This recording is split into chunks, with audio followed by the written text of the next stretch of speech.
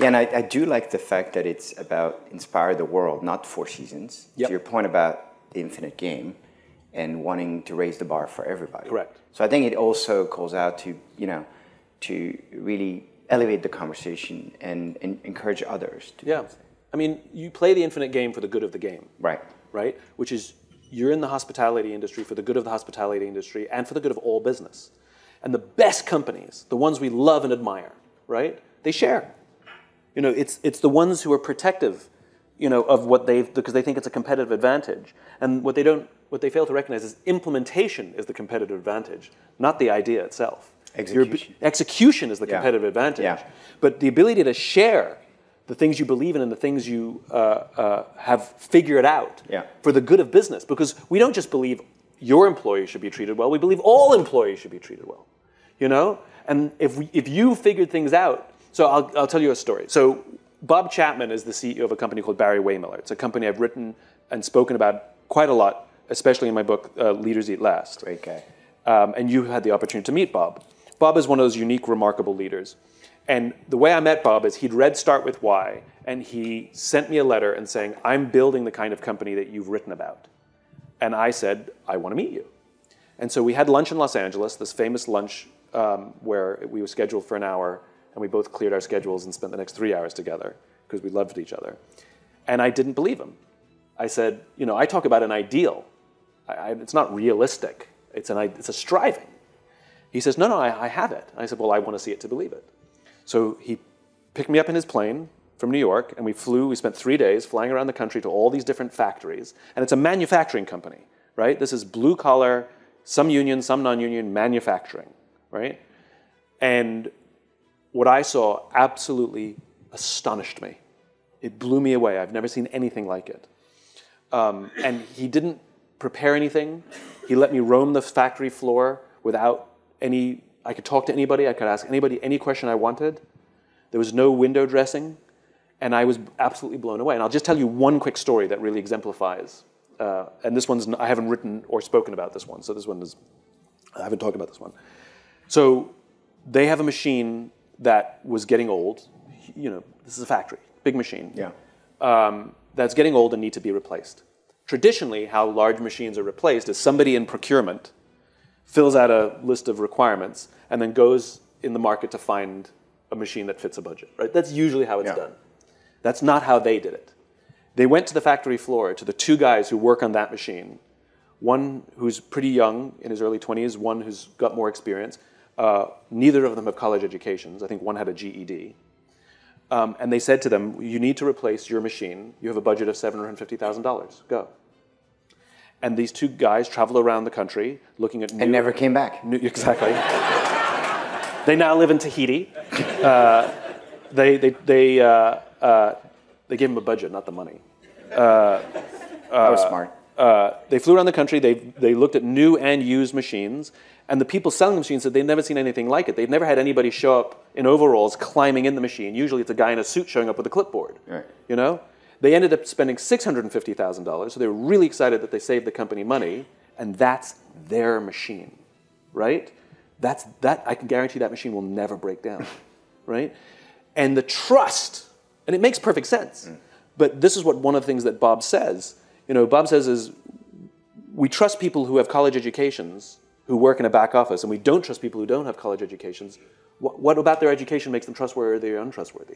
He says, I know some pretty dishonest MBAs, and that's one of the things that Bob did. But the point was, I went on this wonderful tour with Bob, and then we finally went back to their corporate headquarters in St. Louis, and the team that had sort of built this culture was sitting around a table, and they were all looking at me like this, going, isn't this amazing? Like, we built what you wrote about. And I sat there and I said, I think you're the most selfish organization I've ever met in my entire life. And they all were sort of stunned that I would say that. I said, look, I think it's amazing what you've built. I think it's absolutely incredible. But how selfish of you that you only offer this kind of thing that you've built for 6,000 people. What about the millions of people who hate their jobs, who don't want to go to work every day? What are you doing for them? And it was from that conversation that Bob opened the doors. They now offer training. They now offer tours. Like Bob, now he wrote a book about it. He's now on the speaking circuit. Yeah.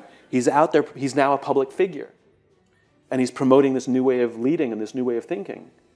And that's what I think you have an opportunity to do as well, which is amazing what you do for your people. But think about all the things that you have innovated that would benefit other companies and other people that you can share. Again, the competitive advantage comes in the execution. And the fact that you're the leader, the brand is the lead, right? Think about it. Apple had a 4% market share for computer operating systems. Microsoft had 96%. And yet, Microsoft followed Apple, right? Leader doesn't mean biggest market share, doesn't mean most profitable. Although in this case it does. Leader results in it. Right? Yeah, but it's definitely not market share or revenues. Right. Leader means other people follow what you do. And if your brand stands for something that people want to copy, and you're leading the way, then clearly you are competing against yourself and not them. But let them compete against you. And I think that the Four Seasons is one of those brands. And I can't think of anyone in hospitality who has ever done that, who's ever reached outside of their own industry that others want to be more like them. Can I ask myself a question?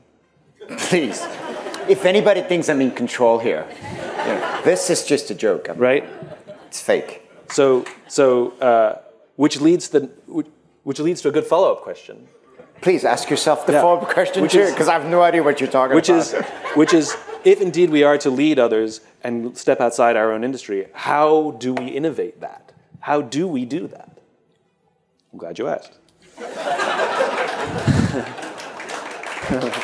Great question. Okay, you absolutely have a challenge, and it is a difficult one, right? Which is you are not a new company in a world that is now digital and data-driven. So let's think about innovation for 2 seconds. For millennia, innovation predominantly meant hardware, right? I made a better printing press. Now, the printing press that we have today is basically the same thing that Gutenberg did. It's a thing that goes like this. It goes faster, sure, but it's basically the same thing, right? The airplane is basically the same physics, right? It's 100% the same physics. But for many, many, many years, innovation meant hardware. And hardware is very expensive, which is why the only organizations that could innovate were governments and large companies, right? Because you could afford to. The computer and the internet completely changed that. The invention of the personal computer, and Steve Wozniak, one of the founders of Apple, talked about this. He says, I imagine a day in which an individual could compete against a corporation. The computer allows that, where literally one person can compete against a company. That's incredible. And the speed at which innovation can happen, because innovation in the hardware model is slow and expensive, in the software model, it's fast and cheap, right? So think of your iPhone. The hardware is very expensive. It's over $1,000, which is insane. And when they release it, it actually has software on it that is imperfect. And they know it's imperfect, but they give it to you anyway. And then very quickly, they start fixing it. And the patches start coming out, right? And sometimes it's minor, you don't even see the difference. And sometimes it's major, you get a major overhaul. And eventually, the software gets too big that the hardware can no longer contain it, and then you have to buy a new piece of expensive hardware. And this is the model that old companies have to learn to embrace.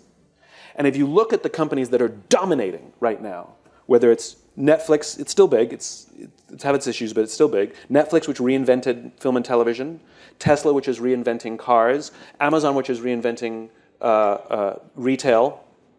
They're all new companies. They're all Facebook, Google, TikTok. They're all data companies. The old style of big innovation, those companies aren't the biggest companies anymore. They used to be, but they're not the biggest companies anymore. It's data. And it's because of their speed at which they can make change. And so the companies that are struggling are the companies that are trying to simply add data to their hardware model. So if we add a flat screen TV to our car, we're innovative. No. Tesla built an iPhone. Tesla built an iPhone on wheels. What makes that car remarkable is not that it's an electric car. It's that my 2002 Tesla And my friend's 2019 Tesla do the exact same things because the car can update itself.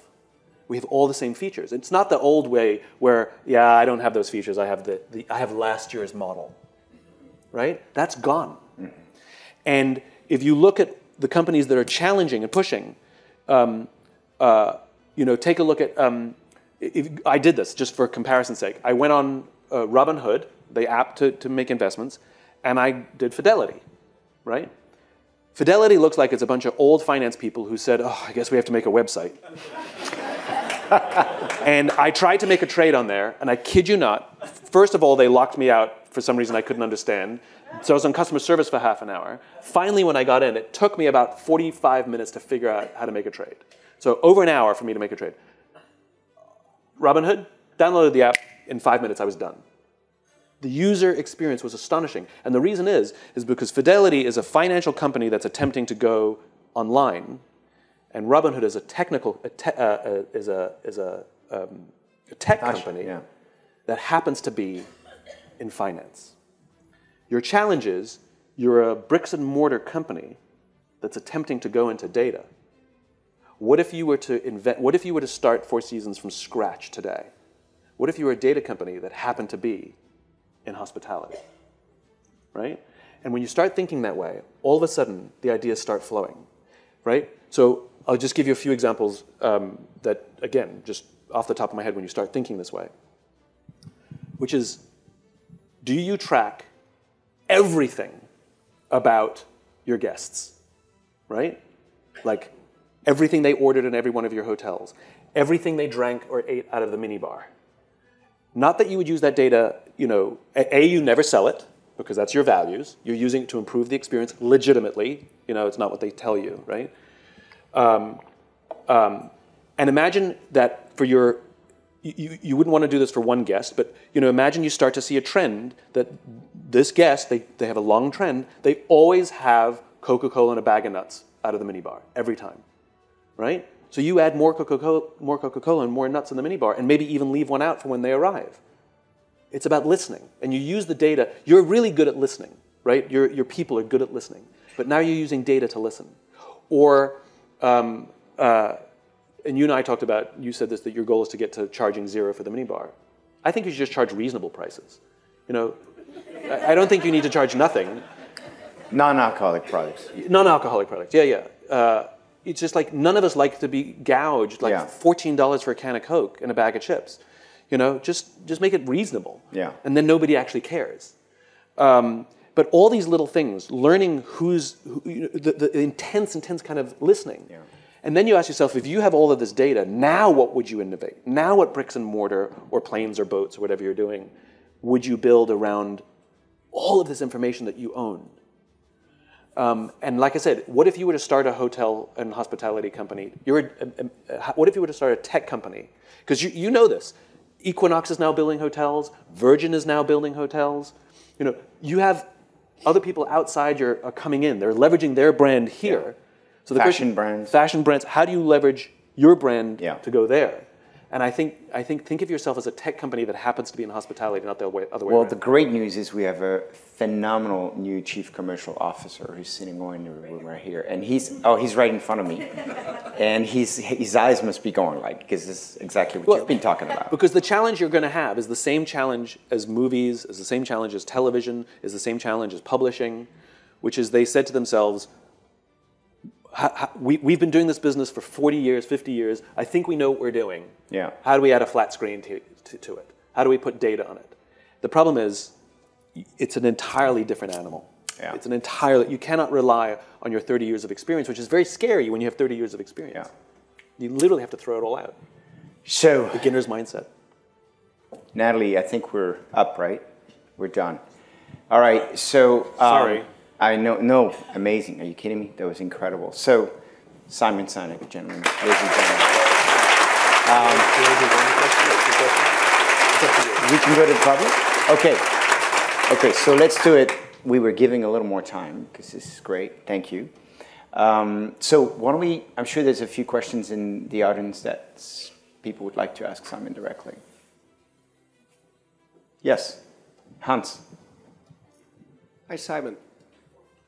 Yep. Just a few tips or ideas from you on leadership in a virtual world. So during COVID, you know, we all worked virtually, and now, yeah, what's happening now? Yep.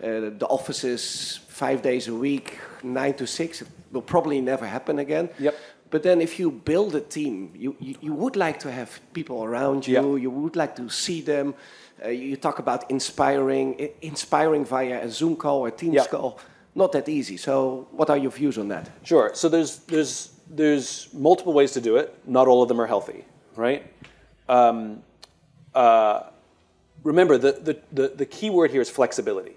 I think flexibility is here to stay.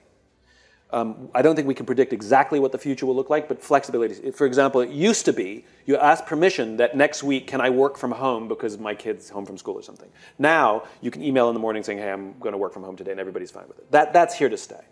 So the key word is flexibility. How do you build flexibility into the system? Companies that are dictating it, I think, are struggling. You must be at work these days. Versus, we would like you to come to work 2 days a week to maintain team culture and team, so you have to come to work 2 days a week. You can pick those days. And some days when we have team meetings, then everybody will come those days. But also easing into it.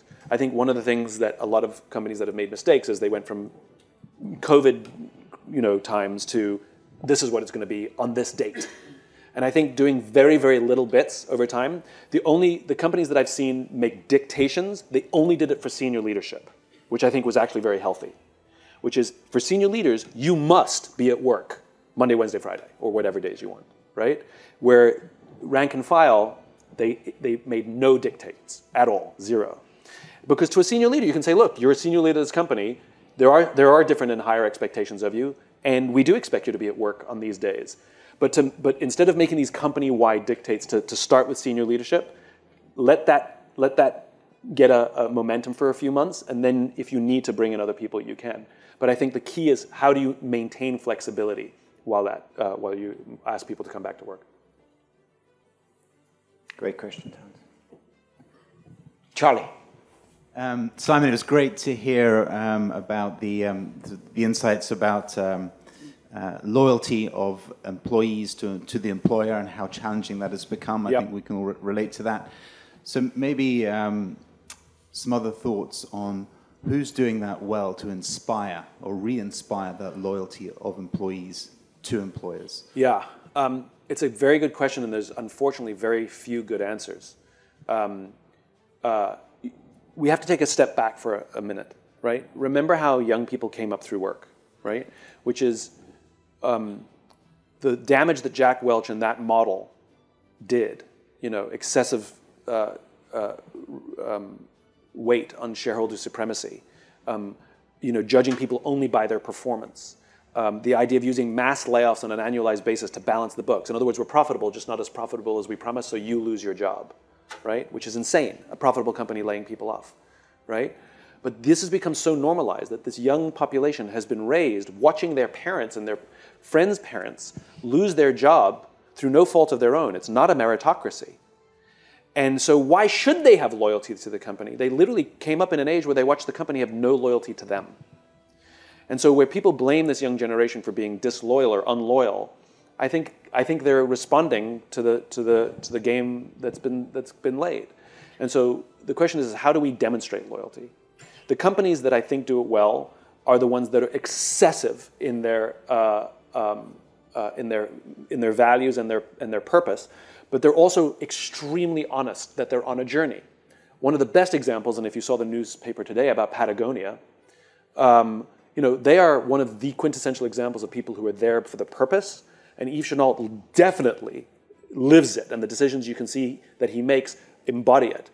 But the company is also wholly imperfect, and they talk about their imperfections, and they talk about the striving. And I think the mistake that a lot of companies make is pretending that they've got everything figured out when clearly we don't. But if they say that we don't understand this or we got this wrong and here are the lessons we learned and we know what to do next time, that level of honesty, just compare it to a personal relationship. You're not going to do well in your marriage if you keep telling your spouse, I got everything right and I know what I did wrong and don't worry. You have to say, I screwed up and here's what I screwed up and here's what I've learned. And I think people are just looking to feel that you're honest with them. One of the biggest things is quite weirdly, is how we feel about our own selves as well. You know, as leaders, sometimes we think that we have to be positive all the time so that our people will be positive. The problem is it almost always backfires. I was young in my career, and I had one direct report. Her name was Cynthia. Cynthia made me look good every single day. I worked at a big ad agency. And my habit was to let Cynthia sit in on all of my meetings if she was allowed to, if I could get her in, just to learn, even if she had no responsibility, and in the meeting. And we had a conference call with a senior client. So all the senior creatives, all the senior folks, and I was a young executive there. And Cynthia sat on the side just to listen in. I invited her to listen in. And the call went very badly. And when we hung up the phone, I vented. And I vented to my peers or my bosses, which I could do. And I vented all this anger at this client. And then I look over at Cynthia, and I went, oh my God, she just heard me do that. And as we walked out of the office, out of the conference room, I said to her, I'm really sorry. You shouldn't have seen me vent like that. I apologize. And she said, no. I'm so glad. She said, you're always so positive, and yet I'm struggling on this client. I thought it was me. But the fact that you're struggling as well makes me feel that it's not me. And it really solidified our relationship. And so I think for us as leaders, especially coming off of COVID, for us to say, I'm having a hard week, guys, so I may not be as reliable this week. I'm just under a lot of stress, a little bit from home and a little bit from work, so please just be patient with me. Gives people permission to say to us, I'm having a bad week, I'm struggling, and we get to say, how can I help? But when we pretend that we've got everything under control at all times, then we're forcing them to pretend that they're under control, and then we can't help them. Then we can't lead with genuine heart, because we don't know. I have a friend who's a general in the Air Force, the real Air Force, and